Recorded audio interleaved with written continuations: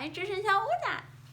Welcome So back. today I would love to talk about something that I think is very, very useful for us when we're traveling, studying, or working in China. So here we go. Today I'm going to talk about applications, Chinese applications that natives use in the country. And you'll notice that there are some similarities with our applications we use and the Chinese applications they use. The first topic I want to talk about is travel. So here we have the first application, which is going to be something that is of, we use for public transportation in China, which would be 滴滴出行. Okay, this is the application. I'll put a little picture of what that looks like. Basically, it's an application where you just like Uber, you enter in your destination, it'll show you the price, it'll show you the license plate, the type of car it is so that you know who the person is driving and what the car is like, so that's a really good application to use. The other one is what we would use, which would be Yelp, comparison of Yelp here. So we have 大众点评, and so here what you do, just like in Yelp, you enter in the name of the restaurant you want to go to. You can also type in, places near me, as far as like locations where you might find most convenient in finding a restaurant. Okay, so it'll show kind of the rating, how good it is, and what foods are best to eat at that restaurant. So that's a good app to use, and very similar to Yelp, so you shouldn't have too much trouble. And I do want to note here that all these applications can be, under settings, you can change it into English, so it shouldn't be a problem. The other application, which is like our TripAdvisor, which we use when we're traveling to go over, attractions in that certain city or country, places that are popular to go to, things to eat, hotels, and whatnot. And this is called 麻蜂窝. You can go here and you can find these certain things. Okay, it's very useful, and actually you can also find one of the settings where people write kind of little diaries about the countries and what they say about it, and kind of their rating of which attractions to go to. Maybe like top 5 or top 10 places that they recommend. Okay, and next, like I mentioned in the previous video, right? So a lot of Chinese people do not bring cash with them on their side. They, maybe they used to do that before. Now it's become a habit that people bring their phones with them. Basically, they have their wallet in their phone. And there's 2 applications you can use that basically any shop now in China will accept. And they'll have a little barcode or a little whatever it is near the cash register, where you can just scan your phone, and then you'll see on your phone kind of the receipt or how much you paid, and there'll be a list so you can see. So on 支付宝 there'll be like the button for pay, or WeChat, it will be actually called 微信支付, and you can go under there and swipe it. And so again, I'll put the pictures of these 2 up there. Keep in mind, you can always keep cash with you if you'd like. That's an option, but it's very convenient, and I very much enjoyed doing this while I was there. And coming back to the States, actually, it was hard for me to adjust using cash again and bringing my wallet with me everywhere. So hopefully in the U.S., Google Pay will become something more used more often, but who knows.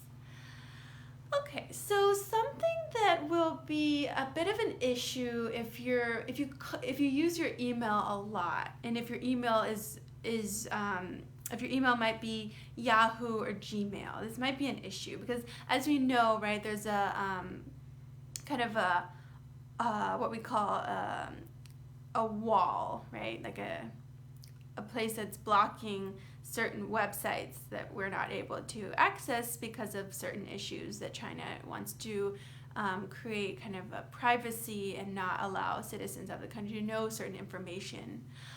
So Google will not be able to be opened, as well as Yahoo, as well as Twitter, as well as Facebook, and so on and so forth. So most of the websites that we're used to using will not be accessible. So what do we do, right? we will want to download something called a VPN. And there's various VPNs we can download. The best one, and this has been recommended to me by various colleagues and friends, and this is ExpressVPN. I'll show you a picture of that. This has known to be the fastest, the most reliable, and it's free, which is great. Some VPNs do charge money. This is free, and I highly recommend that because we don't want to be living in the country, right? We don't want to be living in China and not being able to access our email, right? We have important emails to reply back to. And Facebook, of course, Twitter, we want to be able to use those, right? Okay. So let's say we're lost, right? Let's say we're traveling or we're using Mafengwo to go to a certain location that we want to get to.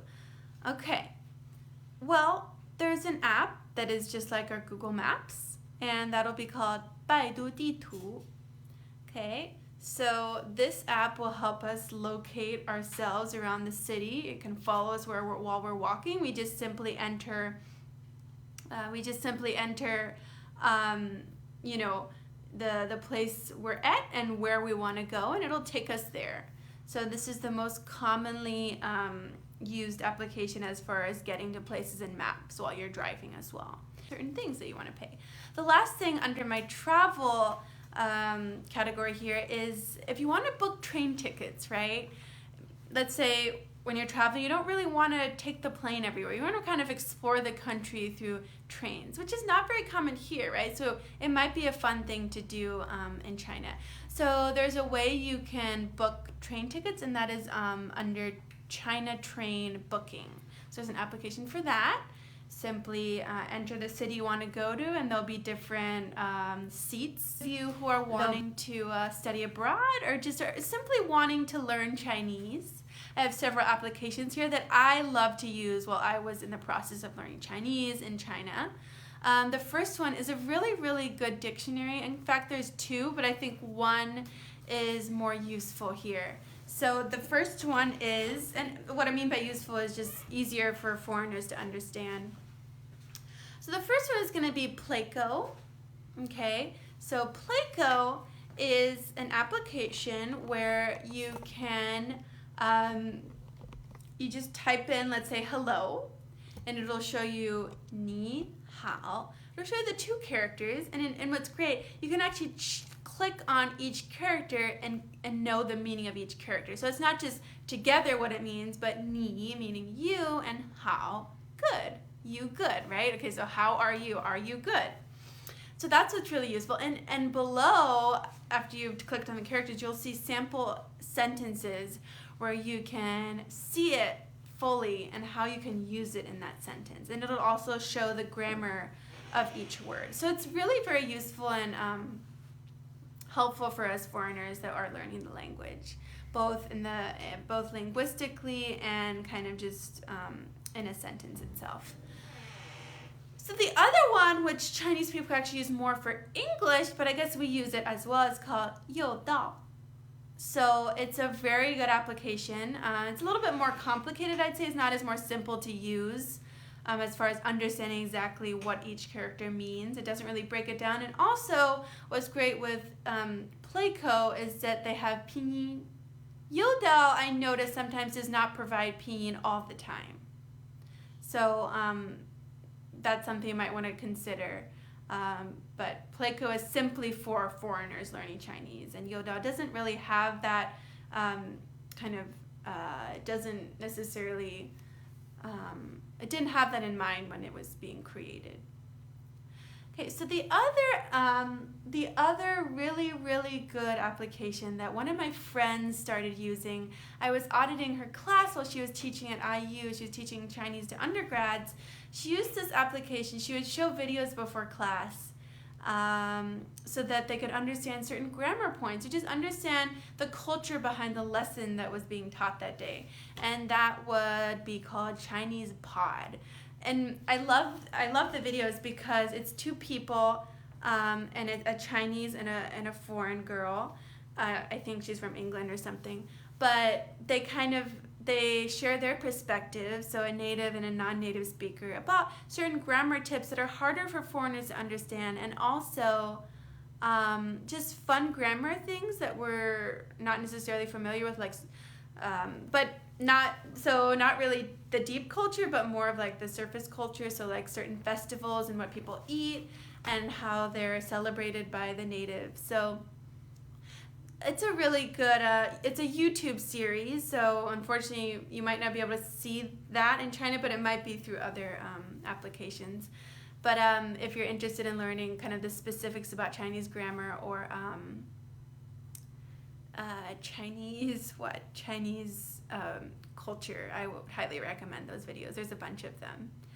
And so the other one focuses, I have two other applications under study. The first one is going to be more focused on characters. So this is a really fun application where you kind of get to know what each character means by pictures. So it helps you remember the characters, right? Chinese characters are hard to write, obviously, but even harder to remember. And so when we come up with a story or we come up with a picture in mind, it helps us remember. So for example, the character da, big, right? They show, I was just checking this application out. So they show a really fat person with their legs out and their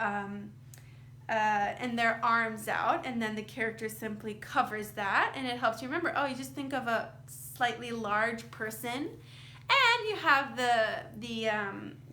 the picture da. Okay, so that's an example here. There's another app called Hello Chinese, which kind of takes you through different lessons, first pinyin, and then gets you through all the way to more advanced lessons. It's a very well structured application, which I think just came out a couple years ago, and so you kind of get graded each level, seeing kind of where you're at proficiency wise, and basically you can study on your own. You don't need a teacher there to help you out. So this kind of is pretty similar to Chinesepod in that it's more grammatical and takes you through each lesson. Got a couple more things here.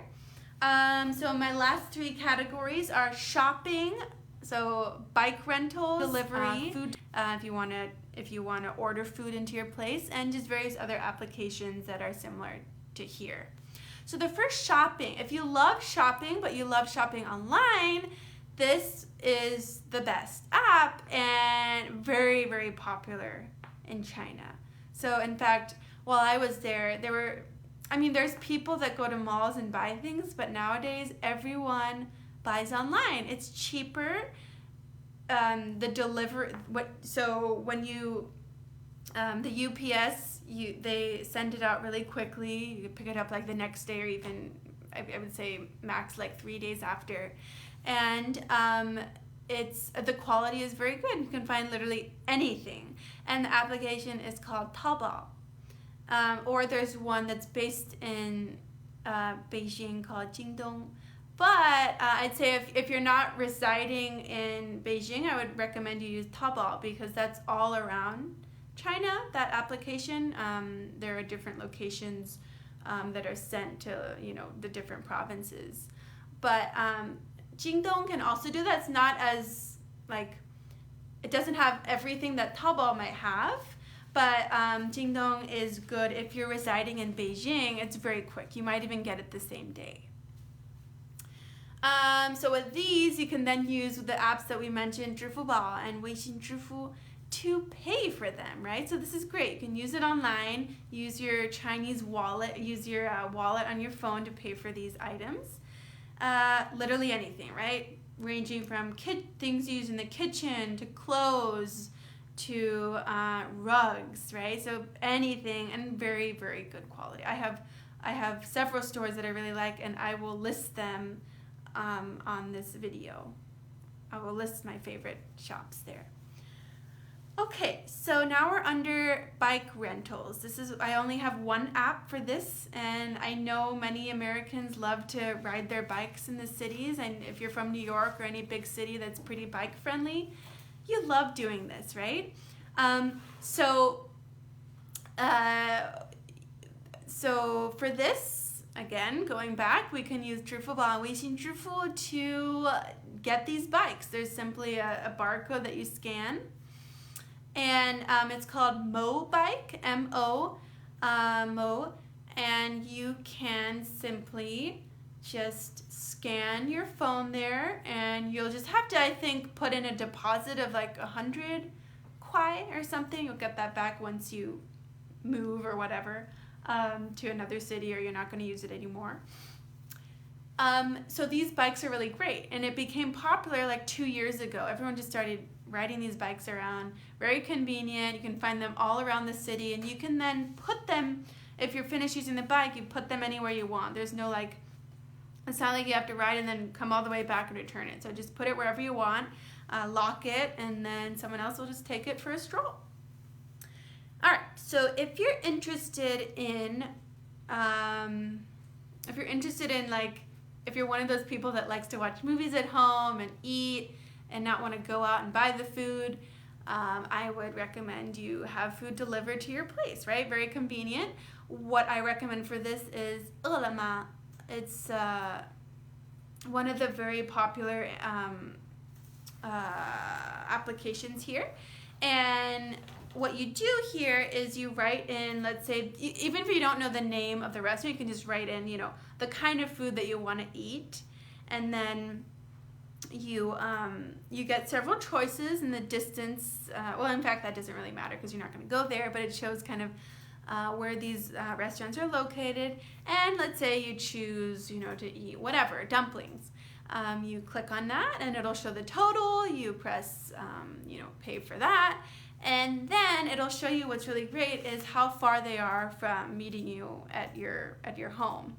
And then once they're there, they'll call you on the phone and tell you they're here. You pick it up, and that's that. Very, very convenient. I did it on several occasions, no problem at all. So if you're that kind of person that doesn't want to go out, stay at home, I would recommend doing that. Okay, so the last 3 I wanted to go over that we and will not be able to use in China would be our equivalent of Twitter, which would be 微博. And that, if you're at a more advanced Chinese level, you'll be able to understand certain like Chinese posts and whatnot. But I'd say if you're kind of not quite there yet, this is not so much useful. But just to let you know that this is kind of the Twitter in China, and this is what people use to post their thoughts and whatnot on certain events. Again, YouTube, well, so YouTube I didn't mention before. YouTube, I don't think YouTube will be accessible in China. I'm not too sure about that. I'm forgetting.